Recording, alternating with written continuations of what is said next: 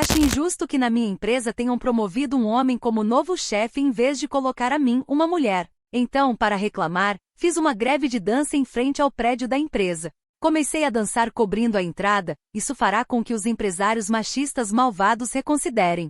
Eu dediquei 3 anos inteiros da minha vida àquela consultoria corporativa sem nunca ter chegado 1 minuto atrasada. Cumpri todas as escalas, entreguei pilhas de relatórios técnicos diários e sempre mantive a postura impecável que se espera de uma futura líder. Na minha cabeça, a promoção para a chefia do departamento de contas não era uma mera possibilidade, mas um direito natural adquirido pelo meu tempo de dedicação ininterrupta.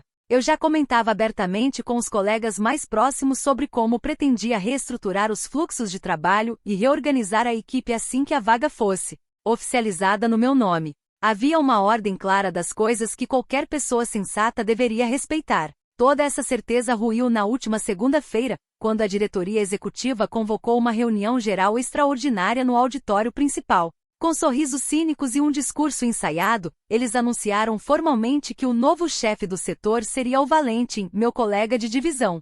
A justificativa apresentada pelos sócios foi a de que ele havia fechado contratos de maior porte financeiro e superado as metas operacionais no último trimestre. Aquilo me atingiu como um golpe baixo e covarde, uma afronta deliberada à minha dignidade e ao meu histórico impecável dentro da firma. Para mim, ficou evidente no mesmo instante que se tratava de um conluio machista para me colocar no meu lugar e premiar um homem que não tinha um dia a mais de casa do que eu. Minha indignação foi tão avassaladora que não consegui esperar o final do expediente para exigir explicações formais da empresa. Marchei diretamente até a sala de recursos humanos e exigi uma conversa a portas fechadas com a coordenadora do departamento. Em vez de me acolher e reconhecer a injustiça gritante, a mulher teve a audácia de me olhar com desdém e afirmar que o meu rendimento era apenas mediano.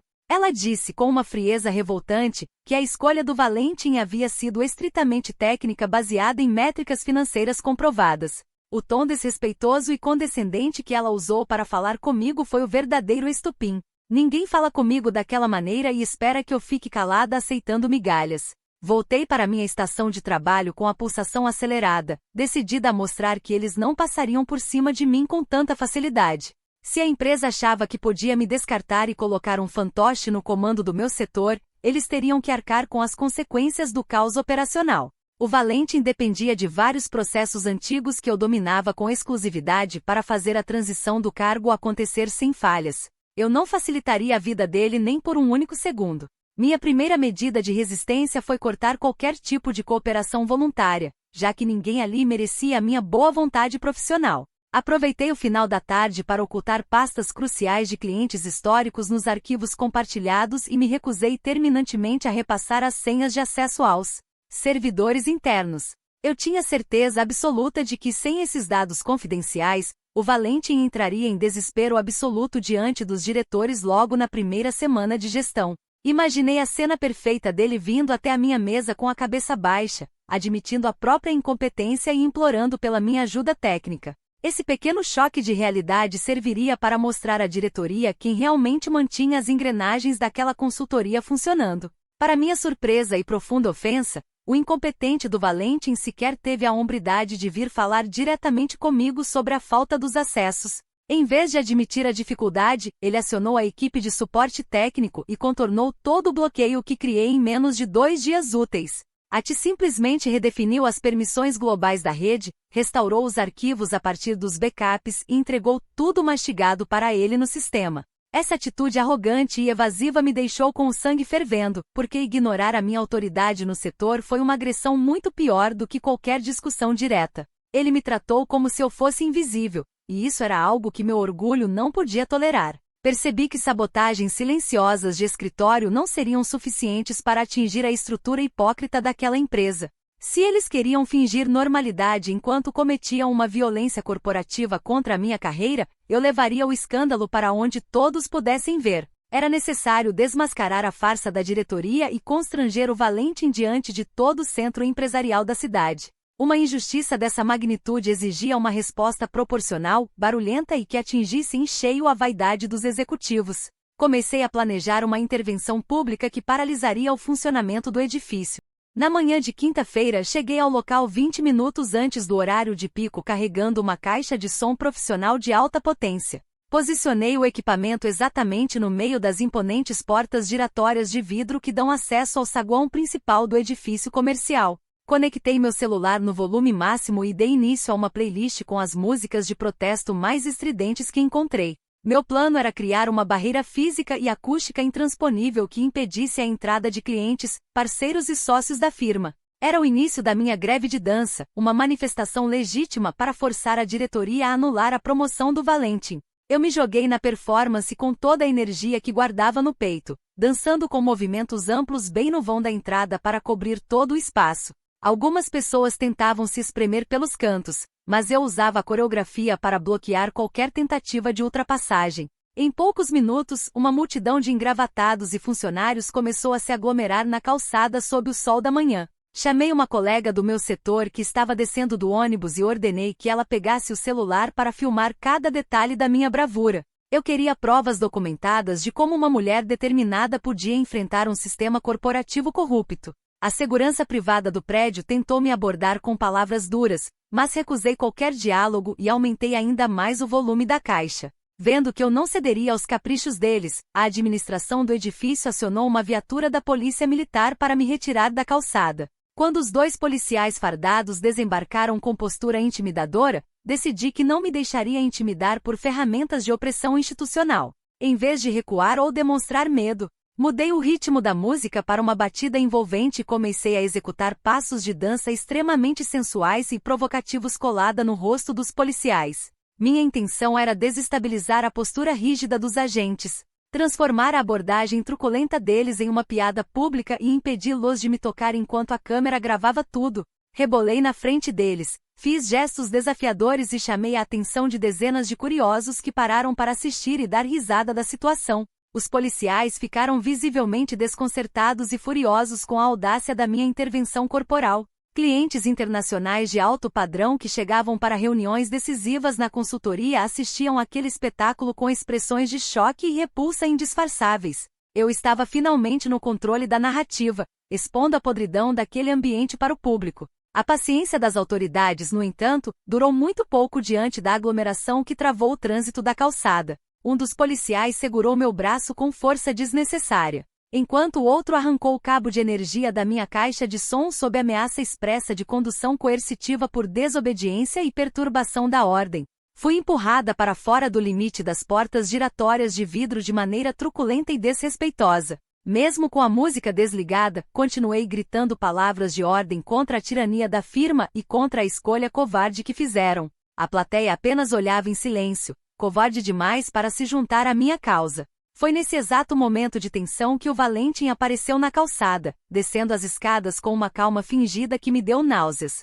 Sem trocar uma única palavra comigo, ele assumiu a situação com um cinismo asqueroso, cumprimentando os clientes importantes e os conduzindo educadamente pela entrada lateral de serviço do prédio. Ao passar por mim, ele me lançou um olhar de desprezo e superioridade moral que fez meu estômago revirar. Ele agiu como se eu fosse um incômodo menor a ser contornado, e não a funcionária mais dedicada que aquela consultoria já teve. Fui embora para casa pisando duro, consumida por uma revolta incontrolável diante da covardia generalizada que testemunhei naquela manhã. Em vez de a diretoria descer para abrir uma mesa de negociação e admitir o erro gritante na escolha da chefia, preferiram me tratar como uma criminosa desequilibrada. Ninguém teve a sensibilidade de entender a nobreza e a legitimidade do meu protesto artístico contra uma promoção injusta. O mundo corporativo é podre, mas eu não descansaria até que cada um daqueles executivos engravatados se arrependesse amargamente da humilhação que me fizeram passar. Comentários da história principal.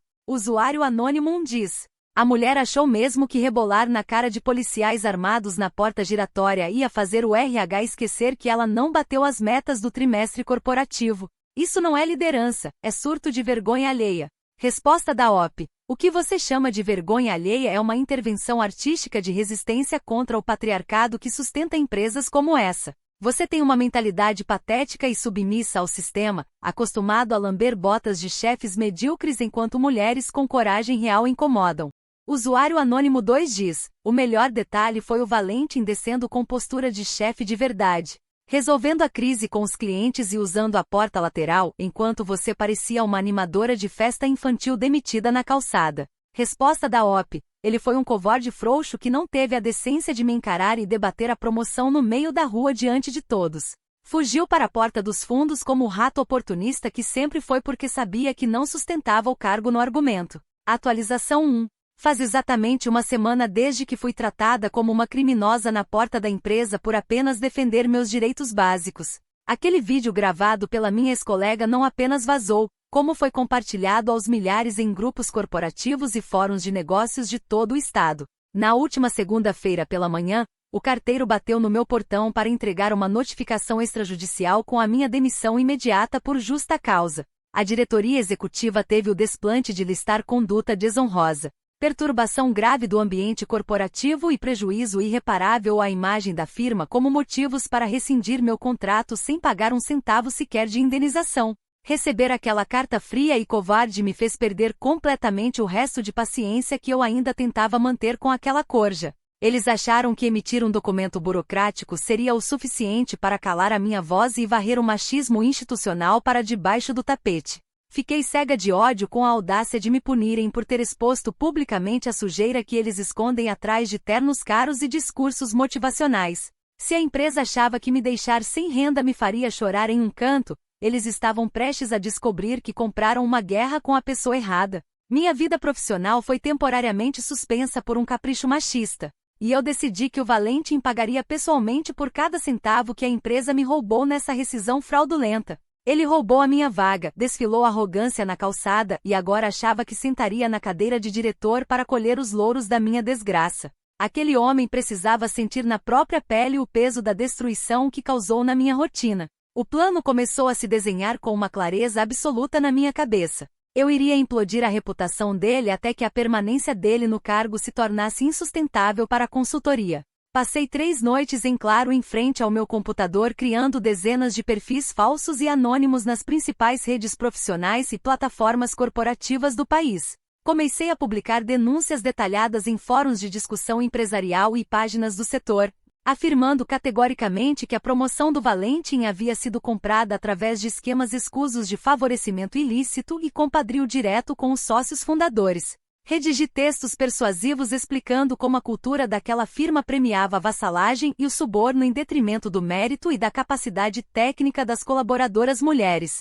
Para tornar a acusação ainda mais devastadora para a moral dele, adicionei acusações graves e diretas de assédio moral continuado contra antigas estagiárias e colegas de setor. Afirmei publicamente nas postagens que ele mantinha o hábito de manipular relatórios financeiros trimestrais para inflar os próprios resultados e enganar os investidores da carteira corporativa. Eu sabia muito bem que no mundo corporativo a simples suspeita de fraude contábil e assédio é capaz de paralisar qualquer carreira em ascensão. Se a empresa não quis ouvir meus argumentos técnicos no RH, o mercado financeiro ouviria o barulho que eu estava disposta a fazer. No entanto, apenas postar em fóruns abertos não garantia que os efeitos seriam rápidos o suficiente para arrancar o Valentim da minha cadeira de chefe. Eu precisava atingir o ponto mais vulnerável de qualquer consultoria, a relação de confiança com os clientes que financiam as operações da firma. Antes de ter meus acessos bloqueados pela TI na semana do meu protesto, eu havia tido a prudência de salvar uma lista com os endereços de e-mail pessoais de dezenas de executivos de grandes contas que atendi nos últimos anos.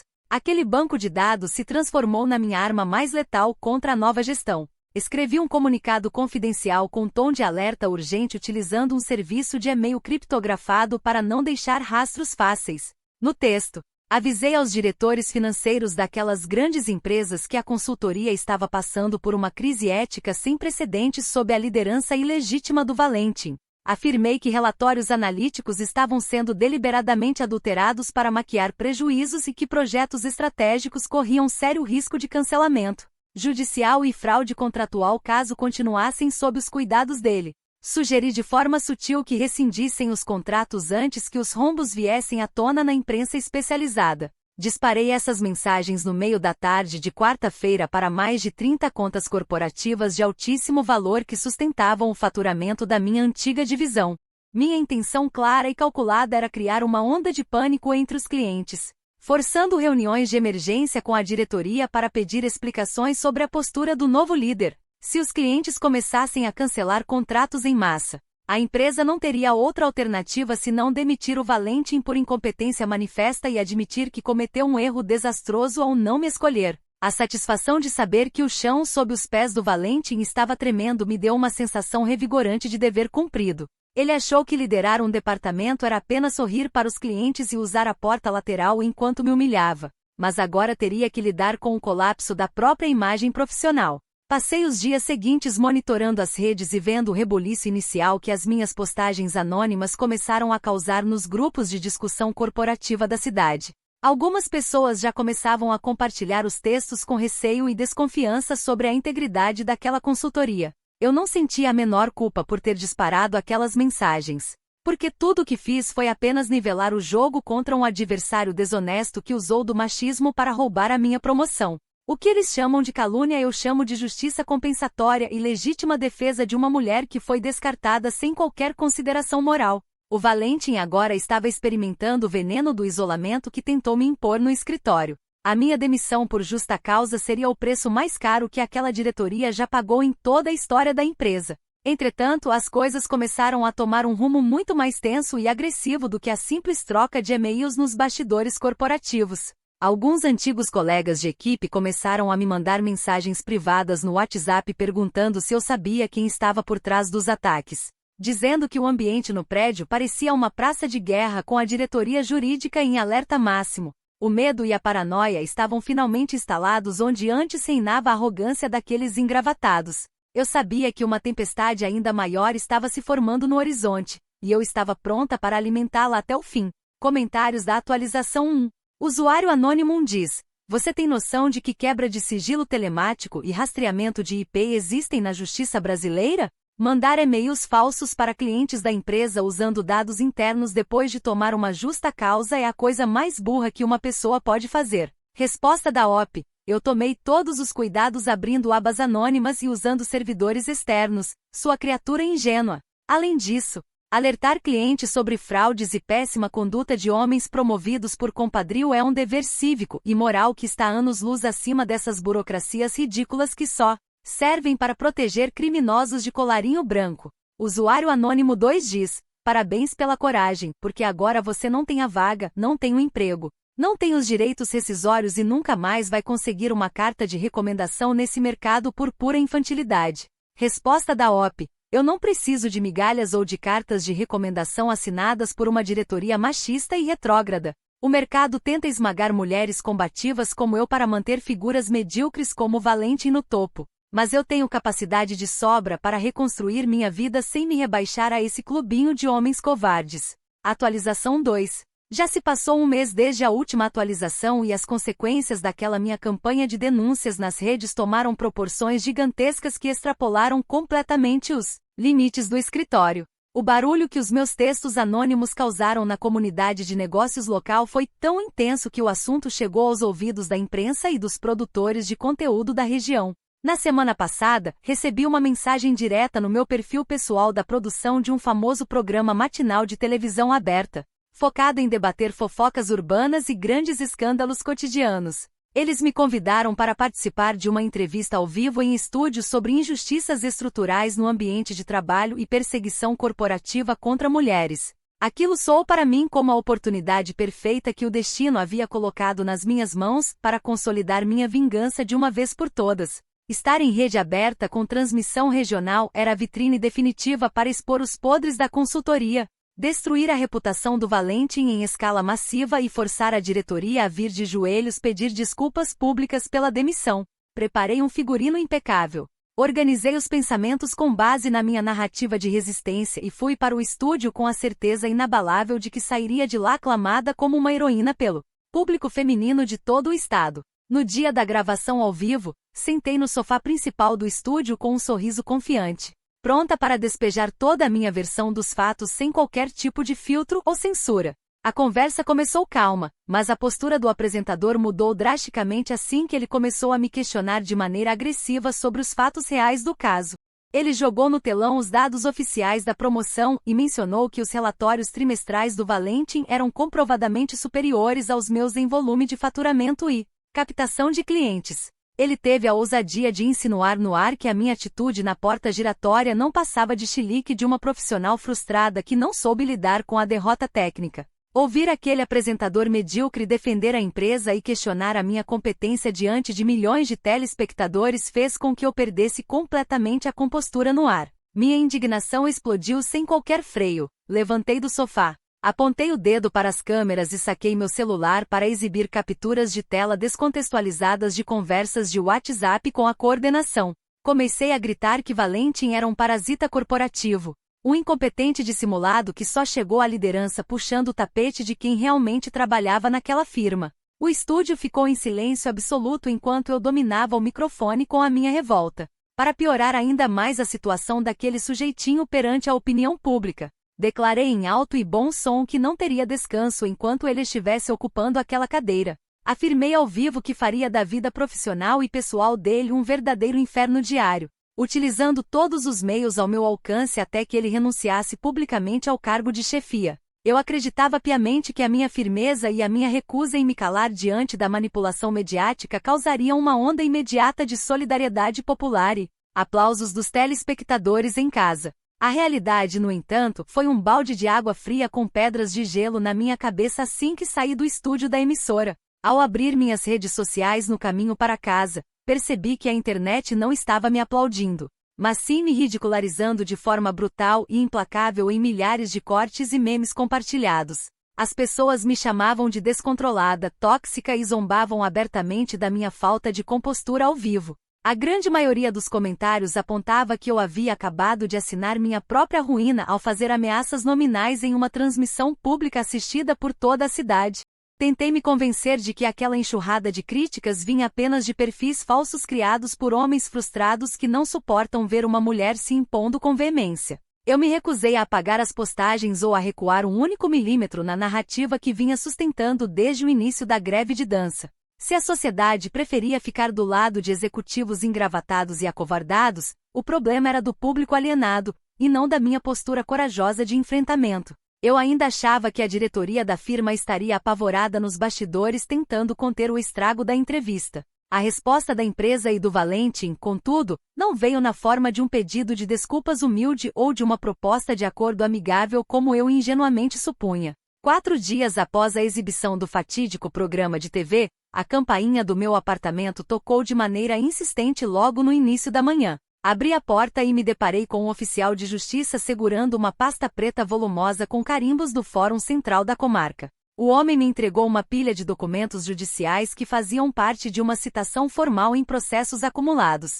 Quando comecei a folhear as páginas daquela notificação, senti um frio repentino percorrer minha espinha pela primeira vez desde que essa história começou. O escritório de advocacia contratado pelo Valentim havia movido uma ação civil de indenização pesadíssima por danos morais, cumulada com uma queixa-crime criminal por calúnia, difamação qualificada em meio de comunicação de massa e perseguição continuada na internet. A transmissão ao vivo da televisão havia sido anexada integralmente como prova material incontestável de autoria e materialidade dos crimes que ele alegava. Eles anexaram todas as transcrições das minhas falas na TV, cópias dos e-mails anônimos enviados aos clientes com os registros de data e hora, além dos links de todas as postagens acusatórias que criei nas redes sociais.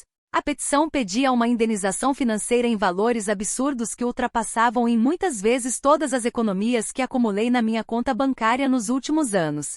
Valentim alegava que sua imagem profissional havia sido severamente prejudicada diante de parceiros estratégicos e que ele vinha sofrendo abalo psicológico constante em decorrência dos meus ataques. A petição assinada pelos advogados dele exigia minha presença obrigatória em uma audiência preliminar perante o juiz criminal em questão de poucas semanas para responder aos termos da queixa. Olhei para aqueles papéis com uma mistura sufocante de raiva e profundo nojo pela hipocrisia de um homem que recorria à justiça para se proteger da verdade. Ele teve a audácia de transformar o próprio privilégio em uma narrativa de perseguição para tentar me calar por meio de processos burocráticos. A guerra agora havia saído da calçada da empresa e entrado formalmente nos tribunais, mas eu não facilitaria a vida dele de jeito nenhum.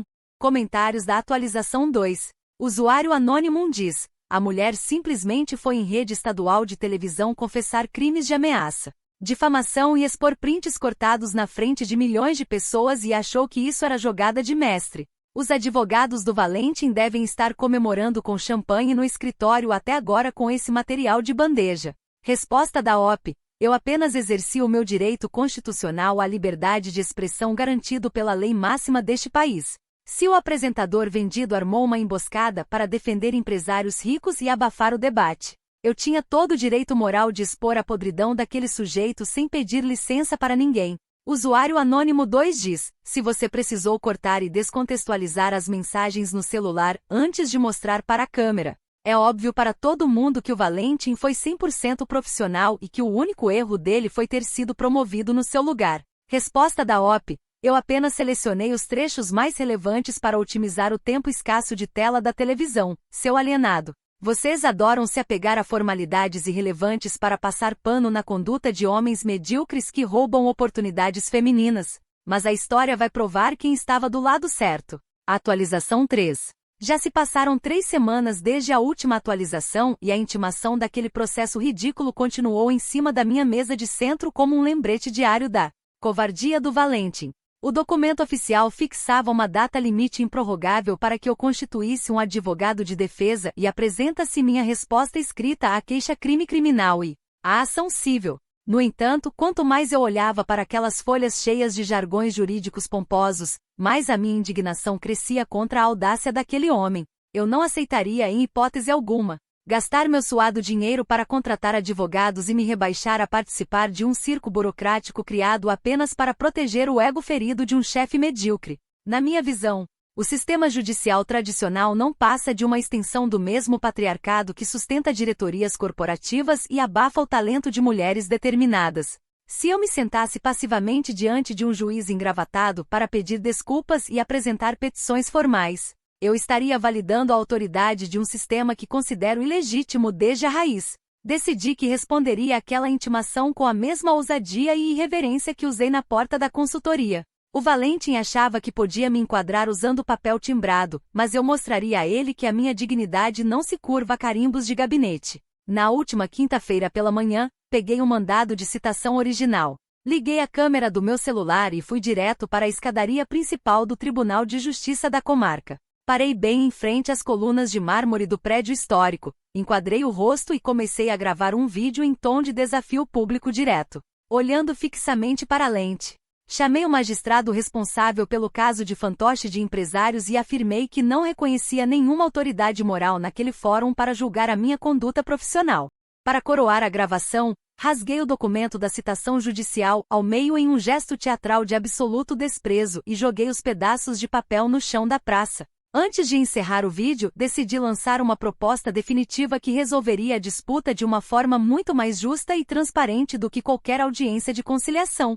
Olhei para a câmera e marquei nominalmente o perfil do juiz da vara criminal e a conta profissional do Valentim em todas as plataformas sociais. Declarei publicamente que se o Valentim fosse homem de verdade e quisesse realmente provar que merecia a chefia do setor e o respeito da sociedade, ele deveria retirar o processo e me enfrentar em uma batalha pública de dança na praça central da cidade. Exigi que a disputa seguisse exatamente as regras da batalha clássica entre as irmãs Vandergelde no filme As Branquelas, onde o público decidiria o vencedor no talento e na presença de palco. Publiquei o vídeo com legendas em letras garrafais e hashtags desafiadoras, certa de que a proposta viralizaria e colocaria o Valentim contra a parede perante a opinião pública. Na minha cabeça, se ele recusasse o desafio da batalha de dança, estaria admitindo implicitamente para todo o Estado que era um covarde sem carisma e sem talento para liderar. Passei os dias seguintes assistindo a contagem regressiva do prazo processual expirar sem mover uma única palha para protocolar petição de defesa ou indicar testemunhas no processo.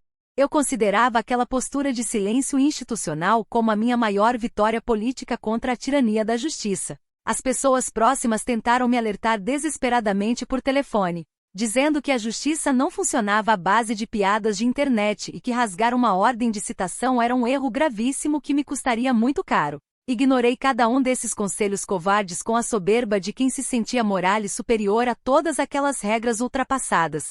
Eu estava convencida de que o juiz simplesmente arquivaria a ação por falta de interesse prático diante da minha recusa em legitimar o tribunal. Minha mente insistia em enxergar a realidade através do filtro da minha própria indignação inabalável. O resultado do meu deboche nas escadarias do fórum, no entanto, não demorou a bater na minha porta com o peso brutal da lei que eu tanto subestimei. Ao final do prazo legal, sem que nenhuma defesa técnica fosse apresentada nos autos, o juiz responsável pelo caso proferiu uma decisão liminar devastadora. No processo civil, o magistrado decretou a minha revelia imediata, o que significava que todos os fatos, danos e valores astronômicos pedidos pelo Valentim foram automaticamente aceitos como verdadeiros pela justiça. Eu havia perdido a causa por pura omissão sem sequer ter a chance de discutir valores. A situação na esfera criminal foi ainda infinitamente mais grave e assustadora para minha falsa sensação de invulnerabilidade. O vídeo em que rasguei a intimação e ofendi nominalmente o magistrado foi anexado aos autos pelo Ministério Público como prova cabal de desacato qualificado e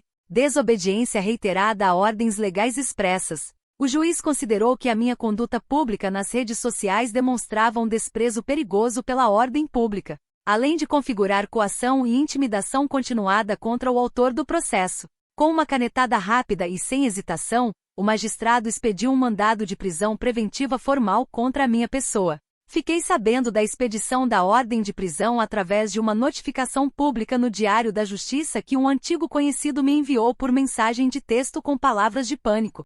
Mesmo com o documento judicial comprovando a ordem de captura em meu nome, minha mente se recusou a admitir o perigo real que estava correndo. Continuei postando deboches nas redes sociais, afirmando que nenhum policial teria a coragem de cruzar a cidade para prender uma mulher que apenas pediu uma disputa de dança no centro urbano. Eu acreditava piamente que minha aura de combatente me protegeria de qualquer consequência física real. A ilusão de que eu estava no controle da situação durou apenas até o final daquela semana tensa e silenciosa dentro do meu apartamento. Eu me sentia como uma mártir incompreendida que havia colocado a justiça de joelhos através da arte e do sarcasmo político. Passei o fim de semana trancada em casa, assistindo televisão e ignorando as chamadas constantes de números desconhecidos no meu celular. Eu não fazia ideia de que a máquina burocrática do Estado não precisa de debates ou desafios para cumprir suas determinações mais duras. O cerco estava se fechando rapidamente ao meu redor, e o meu teatro ridículo estava prestes a cobrar a fatura mais pesada da minha vida.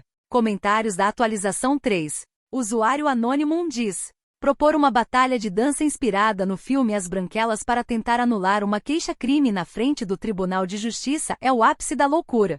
Nem o Terry Crews conseguiria defender essa tese bizarra. E agora você vai ter que ensaiar sua coreografia no pátio da carceragem feminina. Resposta da OP. A arte, o ritmo e a cultura pop desarmam a opressão institucional muito melhor do que a burocracia machista desse país. O Valentim fugiu do meu desafio público porque sabe perfeitamente que não tem postura, carisma ou presença para me encarar de frente na rua sem se esconder atrás de advogados caros. Usuário anônimo 2 diz: amiga, mandado de prisão preventiva não prescreve porque você fez vídeo debochado no TikTok. Procura a Defensoria Pública agora mesmo e se entrega antes que a polícia arrombe a sua porta na frente dos seus vizinhos de condomínio. Resposta da OP.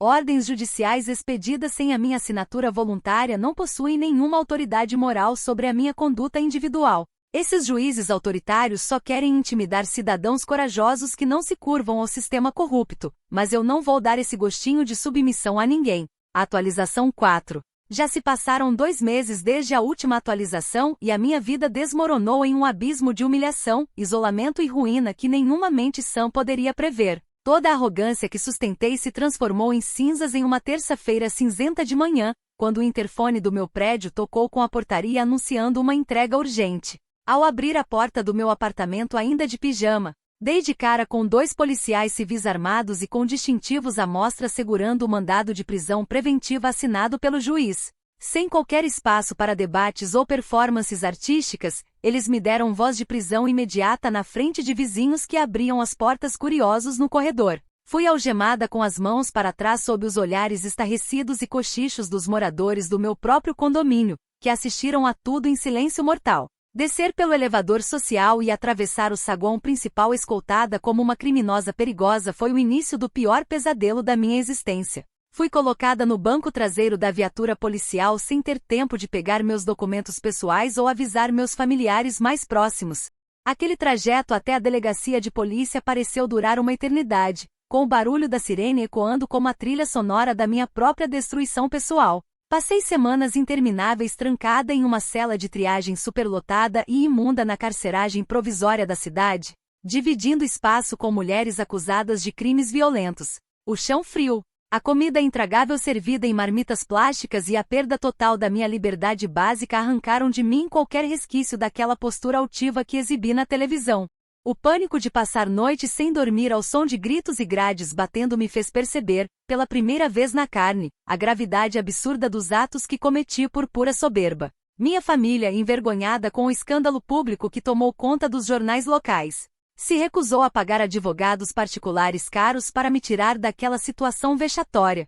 Precisei recorrer aos serviços de uma defensora pública indicada pelo Estado, que me atendeu através do parlatório de vidro com uma expressão de cansaço e severidade absoluta. A defensora não poupou palavras duras para me dizer que a minha conduta no tribunal e na internet havia beirado a insanidade jurídica e que eu havia facilitado o trabalho da acusação em níveis inacreditáveis. Após sucessivos pedidos e audiências de custódia tensas, a defensora pública finalmente conseguiu a revogação da minha prisão preventiva, mas sob condições cautelares extremamente duras e asfixiantes. Tive que entregar meu passaporte às autoridades, estou proibida de sair da comarca sem autorização judicial prévia.